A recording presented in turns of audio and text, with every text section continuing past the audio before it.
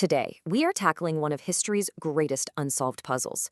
We're talking about a book that the world's best cryptographers, top linguists, and even powerful AI have all tried and failed to decipher. It's a mystery that has been confounding the smartest people on the planet for over a century. It just might be. For 600 years, the Voynich Manuscript has kept its secrets locked tight, and it leaves us with this really fundamental question.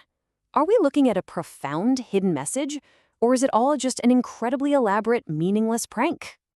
Okay, so let's get our bearings here with a quick timeline. Carbon dating tells us the pages themselves are from the early 1400s. Its first known owner was none other than the Holy Roman Emperor Rudolph II, who supposedly paid a fortune for it, 600 gold ducats. Then it just vanishes for centuries until 1912, when a book dealer named Wilfrid Voynich, who it's now named after, finds it tucked away in Italy. And today, it's sitting in a library at Yale as unreadable as ever. So here's our game plan for today. First, we're going to dig into the enigma itself. Then we'll tackle that huge question of meaning versus meaninglessness. After that, I'm going to introduce you to a really powerful analytical tool called the BKM framework. We'll apply it to the manuscript, see what verdict we can reach, and hopefully end up with a totally new way of looking at this whole puzzle. All right, so let's get right into it. What exactly is in this book that has everyone so stumped? So you open this thing up and it's just bizarre. It's broken down into these different sections. You've got a herbal section, but botanists can't identify a single plant. They don't seem to exist. There's an astronomical section with all these weird celestial charts. But maybe the strangest part is the biological section, which is full of drawings of these small, naked women, all bathing in these elaborate, interconnected green tubes and pipes. And then you've got pharmaceutical and recipe sections, which are totally useless because nobody can read a single word. And that language, it looks real. It follows consistent rules, like a real language, but it doesn't match anything known to humankind. And that, right there, brings us to the absolute heart of the problem. This manuscript forces us to face a really deep question, one that goes way beyond just this one strange book. I mean, really think about it for a second.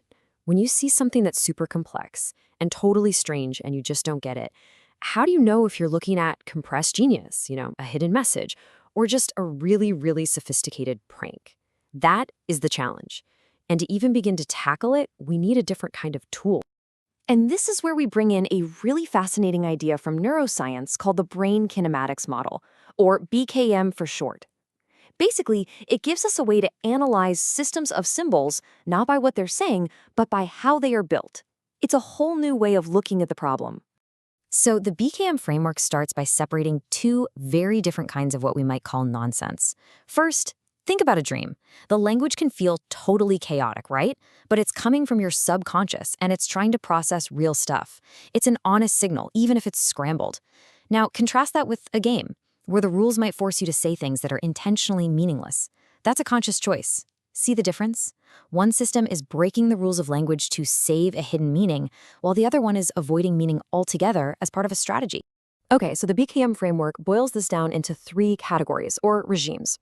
Regime 1 is integrative. This is where you find deep meaning, things like science, profound art, or even our dreams. Regime 2 is called defensive or play. This is intentional non-meaning. Think irony, a parody, or a very, very elaborate hoax. And then there's regime 3, dissociative.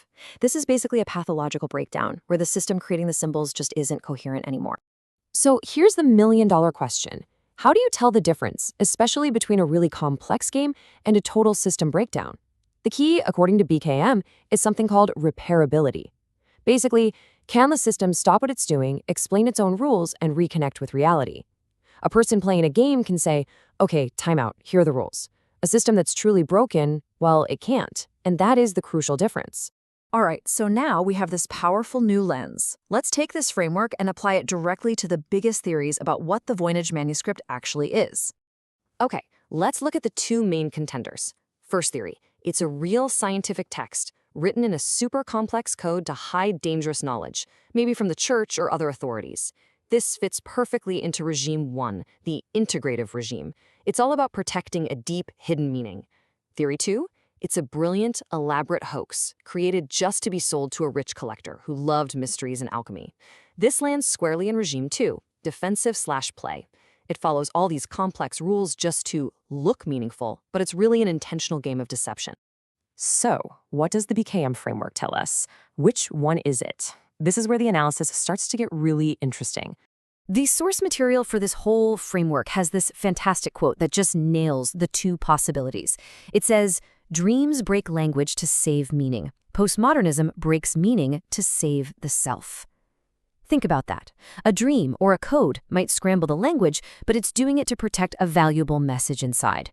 An elaborate game, on the other hand, breaks the meaning itself to protect the creator, maybe protecting them from poverty by creating an amazing object they can. So which one was it? Was the author a genius cryptographer desperately trying to save some hidden knowledge? Or were they a brilliant con artist, trying to save themselves by creating this masterful illusion? Either way, you have to admit, it would have taken an incredible amount of skill.